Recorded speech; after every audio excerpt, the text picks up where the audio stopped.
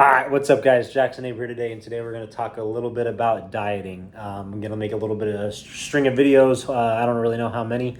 I'm just truly winging this right now, and so I wanted to kind of make a few videos to just essentially simplify the process when it comes to dieting, nutrition, things along those lines, and how we can reach our goals a little bit potentially sooner, but at least pave a way to where it's a lot easier for us to stay on track to reach those goals. So first and foremost, when it comes to dieting, the diet that works for you is the one that you're going to be able to stick with the longest, because truly, I hate the term dieting. It's stupid. It sets us up for failure, because it's basically saying that we're going to take a period of time in our lives to focus on eating a little bit better and improving, what kind of food we're putting in our body. When in all reality, it needs to be a lifestyle change. Like, this needs to be something that you're going to be able to do, 85-90% of the time, week in and week out. Because if you're not doing that, you're not really making long-lasting changes. If you're just going to resort back to the way that you were eating prior to the diet, once you get down to a weight, or gain as much weight as you need, if you have goals like myself, you're just going to essentially be backtracking it, in the long run. So we need to find a way to build a sustainable diet that we can utilize, like I said, 85 to 90% of the time. I love pizza, dog. I promise. If someone puts a pizza in front of me and I'm not on a strict diet, best believe I'm going to figure out how, that incorporates within my diet, and, just ensuring that my protein intake is where it needs to be, so I can justify the amount of carbohydrates I'm going to be intaking. So I'm not saying to not enjoy your life. There's still ways to incorporate those things even in a healthy manner. For example, my wife tonight's making a healthy version of pizza. We use Greek yogurt, self-rising flour, and then typically we either use ground beef or chicken as toppings, and then you have whatever sauce and cheese that you like. It's much healthier than frozen pizza, or even pizza from Pizza Hut, whatever, order delivered pizza. That's a much better option for us than binging on, per se, like a big frozen pizza. So what we need to do when we are tackling our dieting is find something that's going to be sustainable for us. So we need to figure out what our plates need to look like, per se, at each meal, so we can be prepared, for breakfast, lunch, and dinner every day, as well as the little snacks that we might have in between meals, or even in the evening time after dinner. So where do we start with that now that we have that in mind?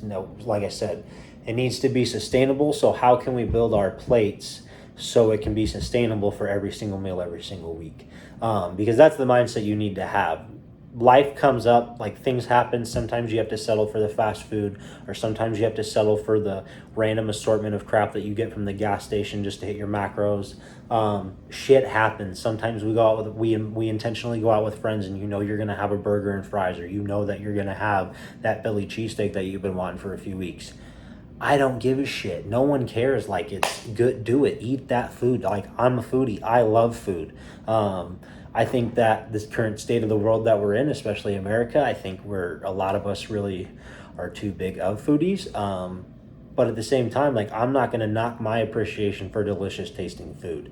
I'm not like that. I know there's guys out there on the internet, that preach the message of, like, you don't need to have a relationship with food, and you sure don't. I do want to make a video about that, because you don't need a relationship with your food. You need to learn how to fuel yourself properly. But that does take time.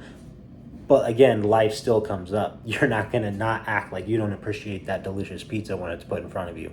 You're going to devour it. Okay, so no one's blaming you for doing that. What we need to do, though, like I said, is build that sustainability to where we know when we have that pizza, it's not a big deal, because tomorrow morning for breakfast, we're having our eggs and bacon. Like, it's not that big of a deal. We're just brushing it off. It's just another thing. Oh, no, we got in some extra carbohydrates when it... You know what I mean? Like, in the grand scheme of it, it really isn't going to make that big of a difference. Just enjoy it while you can, and go back to the sustainable diet that you build when you have those, per se, slip-ups, whatever it may be, whether it's calculated or not. Like I said, life gets in the way. We're all busy. Shit happens. So don't hold that over yourself too hard. Like, it's going to be okay. And if you build that sustainability, like I just said, that you're going to be able to get right back on track. So now that we know we need to build a sustainable plate. What does that plate look like? First and foremost, we need to start off with protein. Protein is going to be crucial for a multitude of reasons. If you watch my other videos, you'll know that I'm just such a proponent of protein consumption. If we're not consuming enough protein, it's just not, it sets us up for a lot of bad things. But that, like I said, that's a whole nother topic and a whole nother video. So what we need to focus on is protein when we're building our plate. Breakfast can look like eggs and bacon, eggs and sausage. It can be eggs and steak.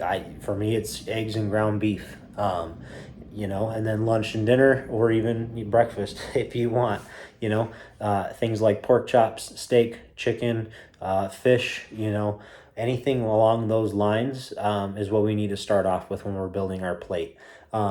Protein is going to help fulfill our hunger, and it is also going to fuel many other things in our body that carbohydrates and fats just aren't going to do for us. So when we're building the rest of our plate, the approach that I personally like to take is, since I'm an athlete, or I pursue strength sports rather, I don't really know if I'm an athlete. My focus is on carbohydrates. Now, my carbohydrates are going to look a little bit different because I need the rice or potatoes to fuel my workouts and give me the energy that I need to do what I need to do. But when I am working with other people who don't essentially have, per se, strength sports goals to gain weight, want to see more weight on the bar. Essentially, they just want to be healthier versions of themselves. They want to shred a little bit of body fat. They want to build up some muscle. They want to look good when they look in the mirror when they take their shirt off at the pool. We start off building our plate with the protein first, and then we go with fruits and vegetables. A lot of the times, if you have a good amount of fruits and vegetables, and you have a good size serving of meat at your meal, typically you're going to be pretty full from that. Now, we can add in some carbohydrates here and there, but you're also going to get some carbohydrates from the fruit. So we have to take that into consideration as well. So if we pile up half our plate with fruits and vegetables, oranges, bananas, apples, berries, watermelon, pineapple, broccoli, spinach, peppers, carrots, the whole nine. If we're taking 3 or 4 of those things, cutting them up, and that's half our plate, and we ensure that that's what we eat first, we don't tend to worry about the carbohydrates so much. We're still getting fuel. We're getting a really good amount of micronutrients, and we're tackling our protein bit by bit throughout the day. Now, if we can do that 3 to 4 times a day, all of a sudden it starts to seem like it can be really sustainable. You also have things like Greek yogurt, cottage cheese, if you're into those things.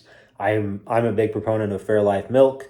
The chocolate milk really doesn't have too many carbohydrates as regular chocolate milk does. So even though you get a decent amount of carbs, you are getting a handful of protein in that as well.